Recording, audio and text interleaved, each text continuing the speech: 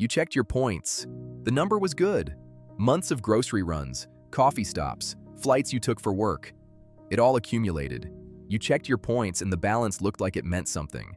Then you went to use them. The flight that used to cost 25,000 miles now costs 40,000.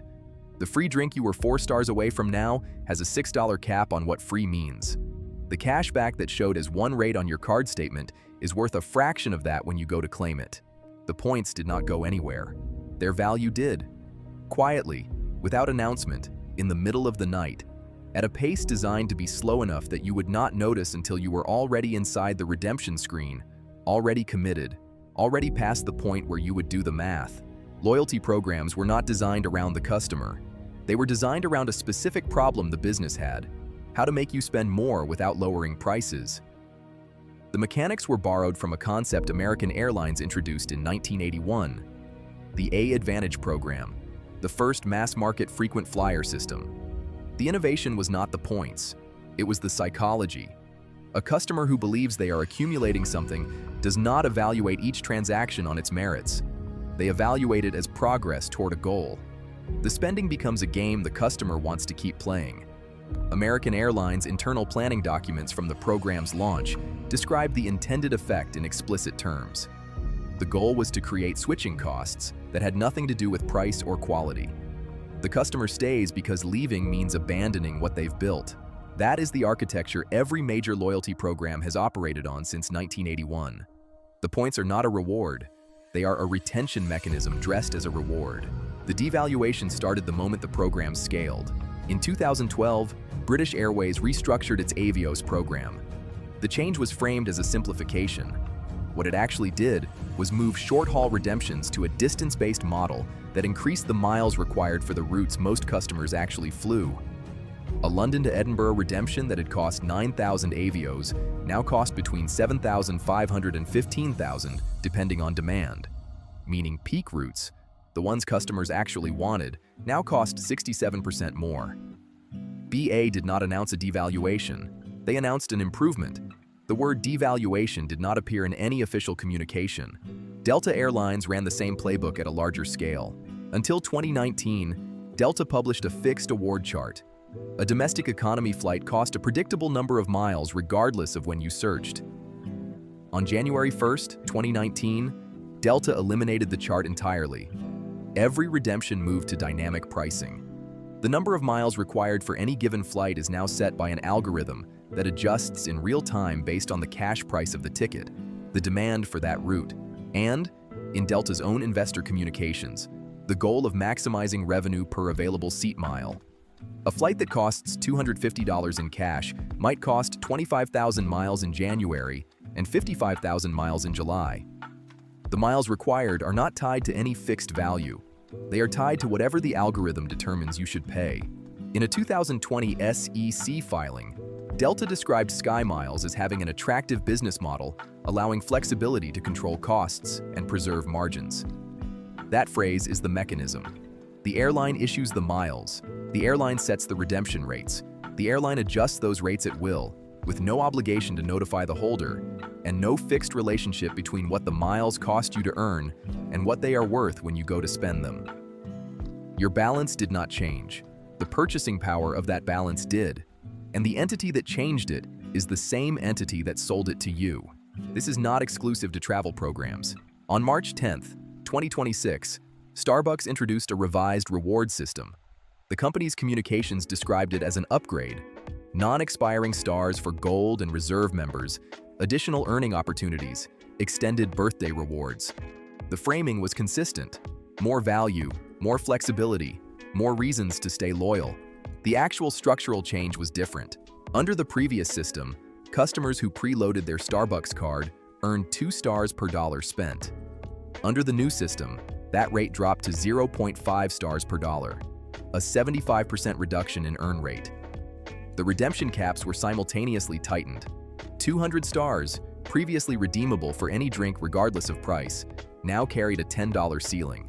A customer whose usual order costs $12 now pays $2 at redemption. A customer with 100 stars who previously received a $6 value drink now receives a maximum $6 value drink on a $6 cap. The cap is the ceiling, not the floor. A barista who participated in the employee training for the new program documented what those materials said. The training explicitly stated not to tell customers that the only way to benefit from the new system is by spending more money than before. The company understood what the change did. The company designed the communication to obscure it. That is not a coincidence across industries. It is a documented playbook. Announce a program change as an improvement. Frame the devaluation in language that requires the customer to do math they are unlikely to do. Release the change with enough small, genuine improvements that the headline reads as a net positive. By the time the customer reaches the redemption screen and runs the numbers, the change has been in place long enough that objecting feels like complaining about something that happened a while ago. You kept earning because you already had points. That sentence describes a specific cognitive trap that researchers have spent 4 decades documenting. In 1985, Hal Arks and Catherine Bloomer published a study in the journal Organizational Behavior and Human Decision Processes called The Psychology of Sunk Cost. Their finding was this: once a person has invested resources into a pursuit, time, money, or in this case, spending behavior, the brain treats that prior investment as a reason to continue, independent of whether continuing makes rational sense. The past expenditure is sunk. It cannot be recovered. But the brain prices it as if it can, as if spending more or staying loyal longer will eventually validate the original commitment. A customer with 40,000 airline miles does not evaluate each subsequent flight on its merits.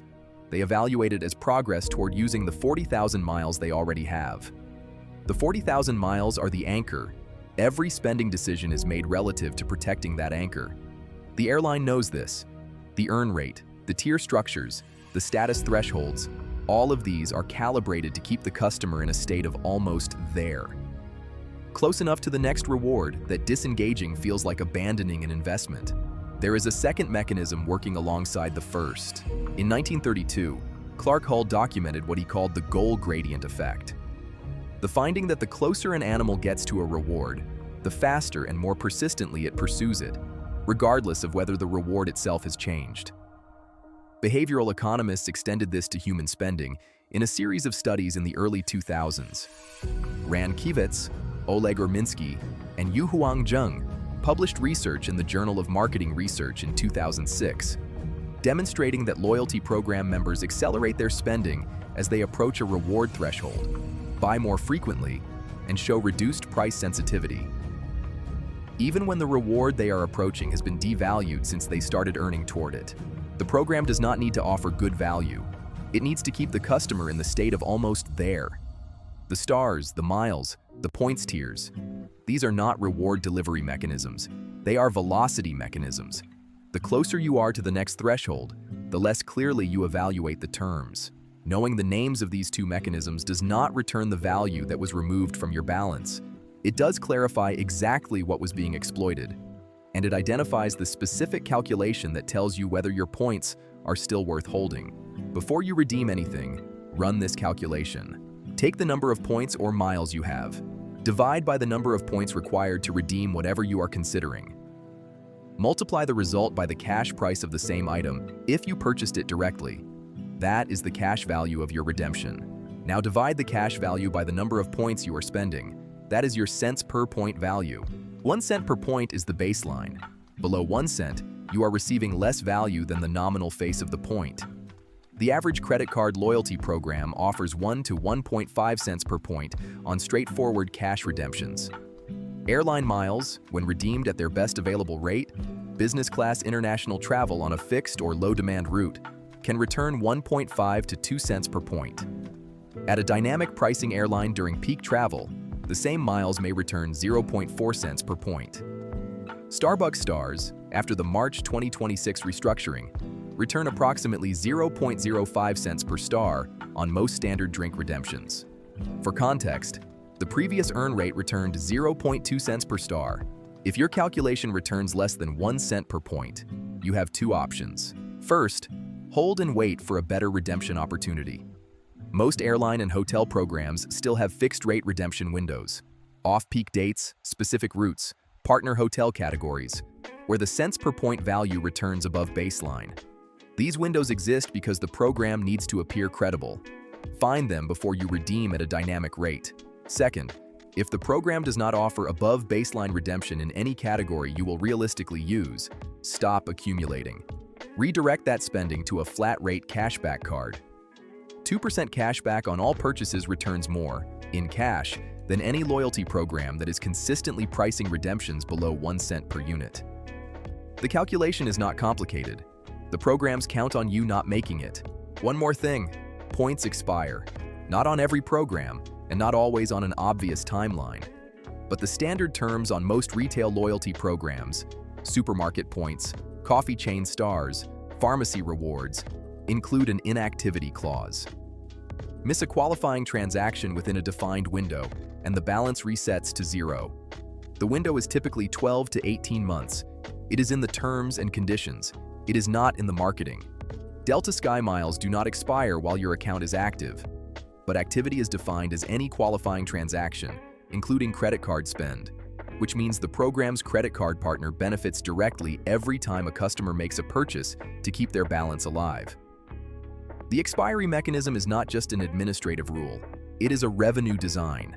You checked your points. The number was good. It had been accumulating for months. Grocery runs, coffee stops, flights you took for work. And then you went to use it. The flight cost more miles than it used to. The free drink had a cap. The cashback was worth less than the statement showed. That is not bad luck. The earn rate was cut by design. The redemption floor was raised by algorithm. The terms were changed while the balance stayed the same, on the calculation that you would not run the numbers until you were already inside the process. Run the numbers before you get there.